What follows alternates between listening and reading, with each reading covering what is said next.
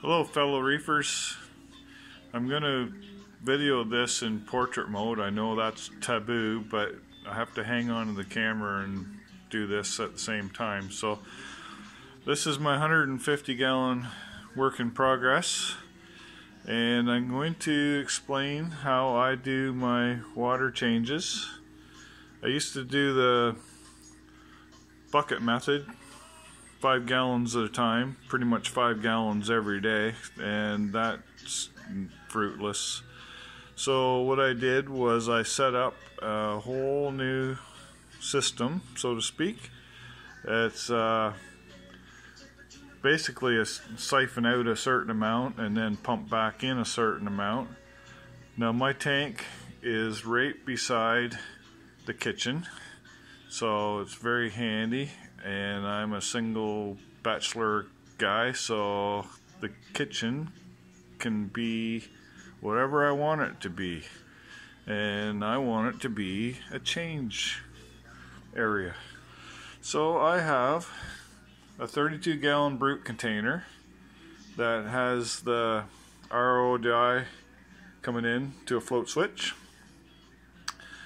Inside the container I have 2 power heads and a heater, and they are connected, plugged into the wall adapter, well, you know, the power strip, and it has a switch on it so I can turn them all on and off all at one shot. Now on the tank itself I have 2 levels. I have the upper level is what I call feed mode, and that is when Apex shuts down the system, the water level will lower to the top of that sticker, and then I will siphon out the water down to the lower sticker there, which I'm calling low tide.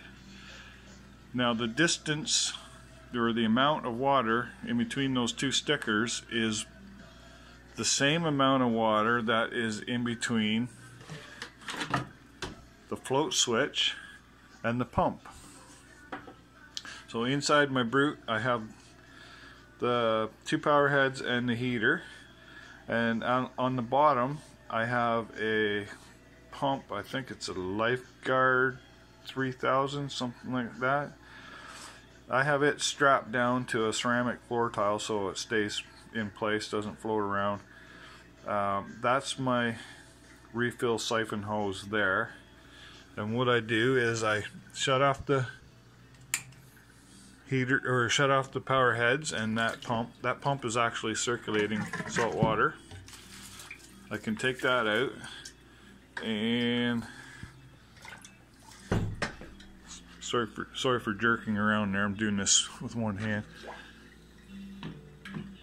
That's my input. I have a check valve on there so I can shut it off and the water doesn't siphon back into the brute.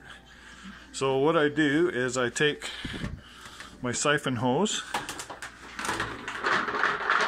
hang it on there, and see this, the bottom of the siphon hose comes to that low tide mark, so that's where it will break siphon. So to get things started, sorry for jerking around here again, guys, peoples. Get started, I ask Alexa, ask Apex Fusion to start the, Alexa, ask Apex Fusion to start the water change. Hopefully this works. Come on, Alexa. There she goes. So Alexa has talked to the Apex and shut down the tank. Now the water level will drop to the top of this feed mode sticker. I'll move that over a bit.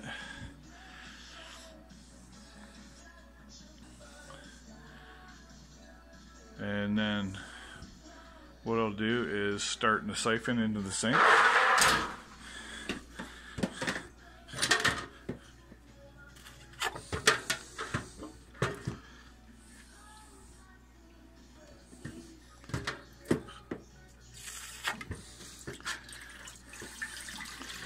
Okay, so now Water is now siphoning into the sink from the tank.